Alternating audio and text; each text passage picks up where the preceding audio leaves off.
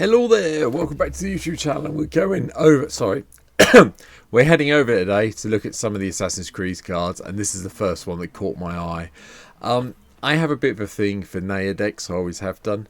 A lot of my paper decks are Naya ones. You don't see many of them on the stream because people get bored with playing Voja and so on and so forth, but I saw Havi the All-Father in the list, and I'm like, yeah, I'm sorry.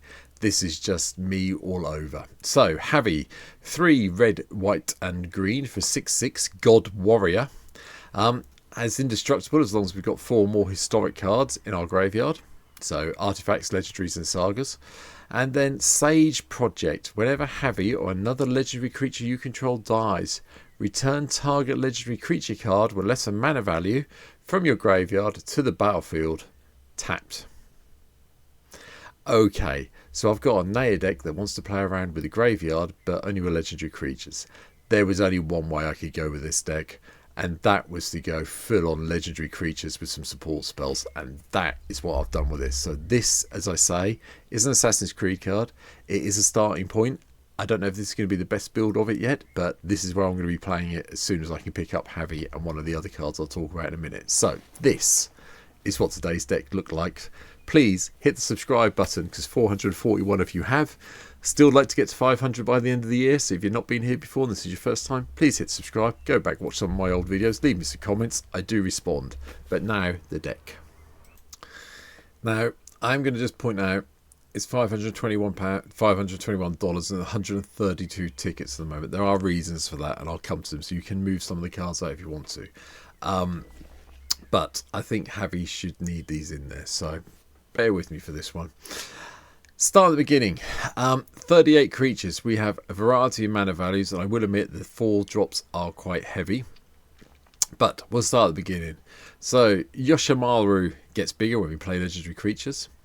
The new version of Ajani's in here. This is actually really quite pricey at the moment. As I record this video, Pro Tour Amsterdam's going on. I think it's seeing some play over there, and I expect the price will carry on going up. But if you have one, this might be a home for it. It's lovely that you get a creature that can turn into a planeswalker if you need it to. And a Fenza to pump all our creatures up, to give them a bit of a bolster when they come in. One of the other cards from Assassin's Creed is also here. Arbazmir, red and white for a 2/2 human assassin. But whenever it or another non-token historic permanent enters the battlefield under your control, it deals 1 damage to each opponent and you gain a life. And because we are playing all legendary creatures, if you have this in play every time you cast a legendary, that's going to happen. We have a few artifacts as well, as you can imagine. So yeah, you should be able to drain people quite happily with this card. Bristling Bill makes an appearance to chuck around some +1/+1 counters. And then Anin Pakal, 1000th Moon. Like this card, still think it's fun, love the gnome tokens it creates. I've got no issues with this. Girard, Mirror of the Wilds is also here. Non-token creatures you control have tap, create a token that's a copy of target token you control that enters the battlefield this turn. So, you know, make more gnomes. Legolas comes in, can't be blocked by creatures with power 2 or less. Gets bigger as more legendary creatures come into play, and then you get to draw a card when it deals some combat damage. Lauren of the Third Path to take out the annoying artifacts and enchantments, and then a bit of card draw for you and a friend you've made at the table.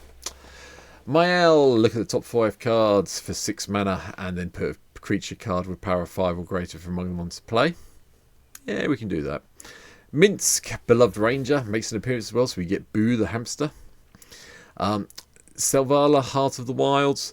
You get to another creature enters the battlefield. Its controller may draw a card if its power is greater than each other creatures. Then you get a whole load of mana you may need.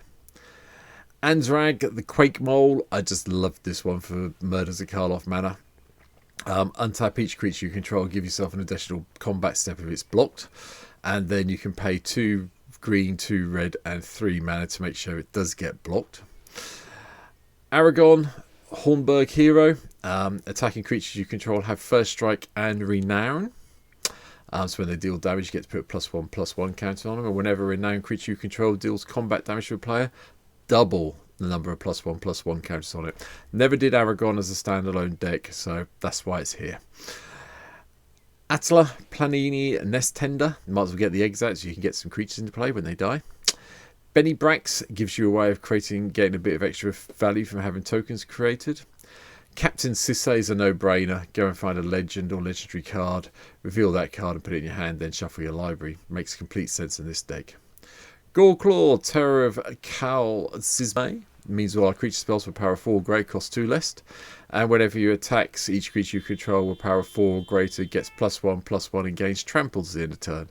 And if you just heard a car horn go off, I'm really sorry. My window's open, I'm hot where I am, and someone's blowing the horn outside. So apologies for the noise interruption. Grand Warlord Rada comes in, gives us mana when it attacks for each creature attacking. Halal and Alina, the partners, are here to chuck around some more +1/+1 counters. Jetmir, Nexus of Revels. Well, we all know what this card does, don't we? As you get more creatures in play, things get better for your creatures, so yay. Perforos, God of the Forge. It is a legend at the end of the day, and getting some damage through by casting our creatures is always fun, especially when we're making tokens like off Selvala, the Eagle Trailblazer. We get the mercenary creatures. Fine by me, and you get to have some more mana. Shalal and Halal are also here. We are chucking around +1/+1 counters quite happily, so might as well get some damage into each opponent. Sovereign Onek Ahu. Ward 2, whenever it attacks, each creature you control with power greater than that creature's base power, put a number of +1/+1 counters onto that creature equal to the difference. So this gets into play and starts hitting things quite happily. Winota makes an appearance. We do have humans in here, so they come in through Winota. Gaijin, Honoured One. Whenever a creature attacks one of your opponents or a planeswalker an opponent controls, it gets +2/+0 to the end of turn. People tend to leave you alone when this is in play. Can't imagine why. The other version of Gerard's here, so we get the Rhino token and then a little bit of population if we need to. Oja Kazim, because I'm just obsessed with it. I'm sorry. He turns up in so many of my green decks now, but he has to be there. Just getting the land and the creature's lovely. Samet, Voice of Dissent, means everything has haste, which is very nice. And the flash really does help with the double strike, coming in for 5 mana, so 6 damage. Double strike, yeah, I can cope with that. Sigarda, Hosts of the Herons, I've put in because there's been a lot more sacrificing happening recently, and I don't really want to sacrifice my legends when I have them in play, so hey hum. Vodra, I mentioned at the start of the video, it's the colour of pairing, so yeah, okay. Annie Flash, the veteran, also makes an appearance just to return some of our mana target permanent cards with mana value 3 or less to the battlefield tapped. And when it becomes tapped, we get to exile our top 2 and cast them if we need to.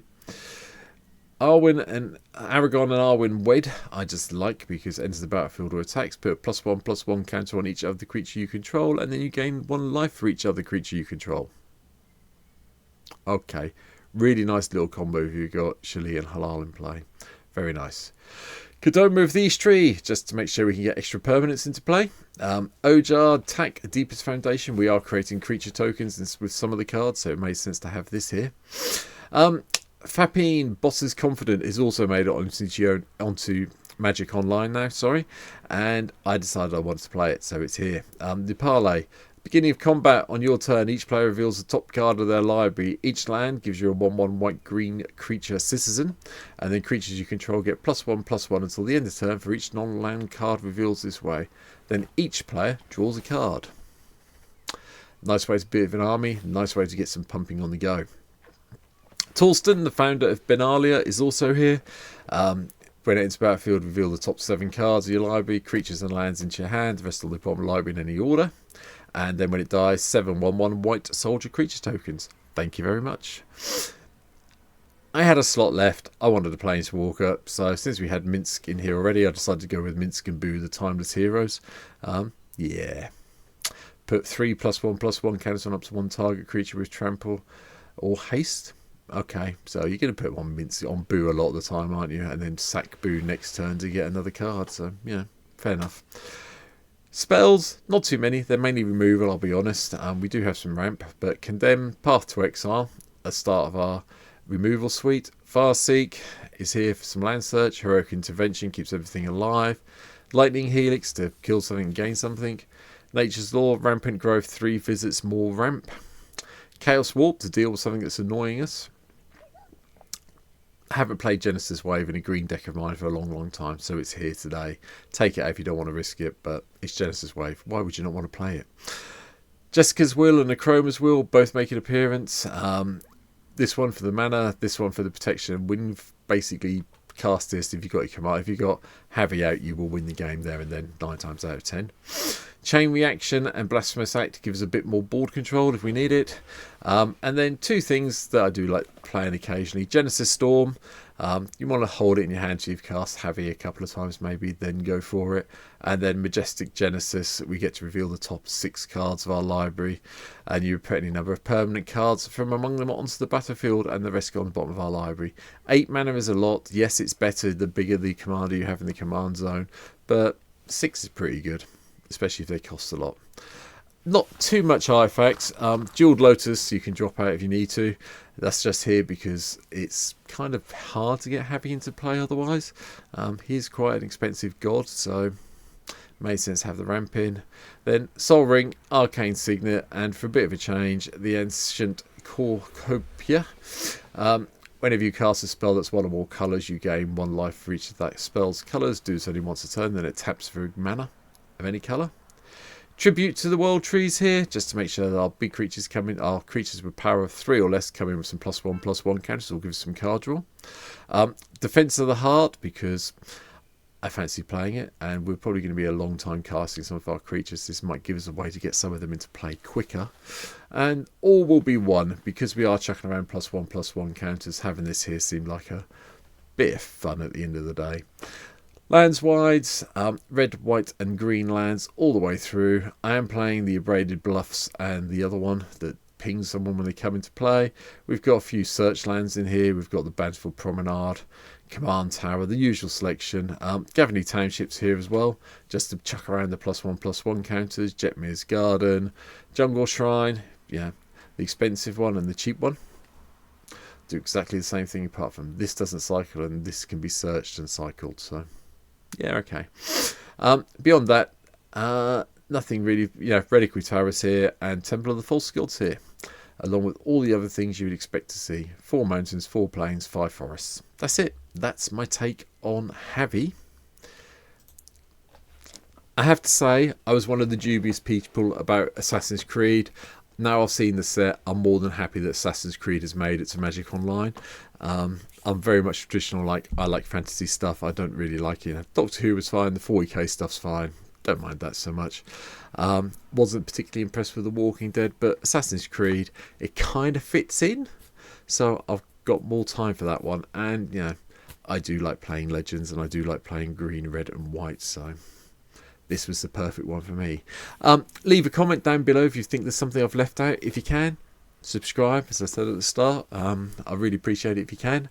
And yeah, I'll be back tomorrow with one of the decks from the poll that won this week. So for now, thanks for watching. Take care. I'll see you soon.